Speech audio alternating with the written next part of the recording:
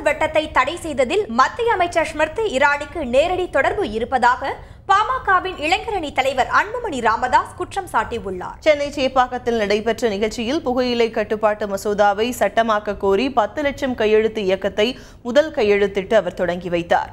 பின்னர் செய்தியாளர்களிடம் பேசிய அவர், கடந்த ஆட்சியில் நிறைவேற்றப்பட்ட சுகாதார திட்டத்தை தற்போதைய அரசு செயல்படுத்தவில்லை என குற்றம் சாட்டினார். புகையிலை பொருட்களால் இந்தியாவில் ஆண்டுதோறும் 10 லட்சம் பேர் உயிரிழப்பதாக அவர் வேதனை தெரிவித்துள்ளார்.